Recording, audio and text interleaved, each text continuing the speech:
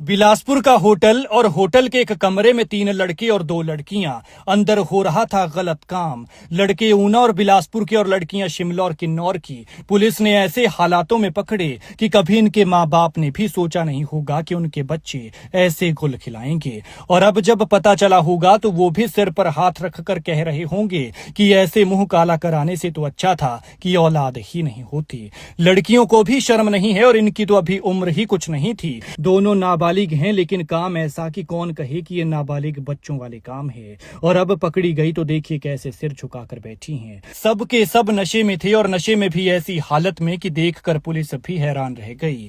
अंदर न सिर्फ नशे का हिसाब किताब चल रहा था, बल्कि ये खुद भी चिट्टा फूंक रहे थे, लड़के भी और लड़कियां भी, और बाकी माल को लोकल लेवल पर ठिकाने लगाने की प्लानिंग चल रही थी। लेकिन देखिए माँ बाप बच्चों के बारे में क्या सोचते हैं और वो क्या कर जाते हैं। माँ बाप ने बच्चों को कहाँ भेजा होता है और वो कहां पहुंच जाते हैं। लड़कियों का भी हाल खराब हो रहा है। इनके माँ बाप ने सोचा होगा कि बेटियां किसी काम से घर से निकली हैं, लेकिन वो क्या गुल खिला रही हैं ये तो अब पता चला जब चिट्टे के साथ पकड़ी गई। दरअसल ये सब लोग बिलासपुर के लखनपुर के एक होटल में रुके थे। ठिकाना था कमरा नंबर 205।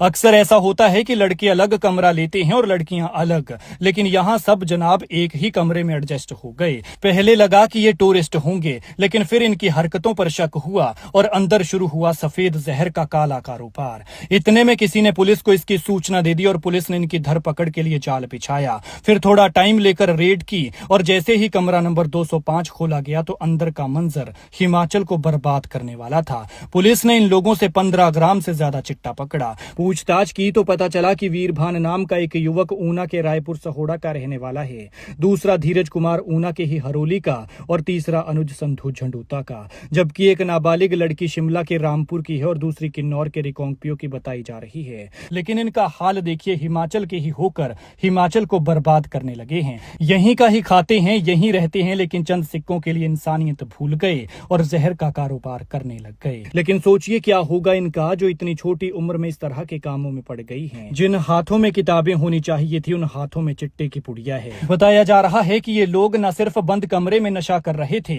बल्कि इसे आगे बेचने की फिराक में भी थे। फिलहाल पुलिस ने मामला दर्ज कर इन सबको अरेस्ट कर लिया है और आगे की कार्रवाई की जा रही है। आप इस पर क्या कहते हैं कमेंट में जरूर बताएं।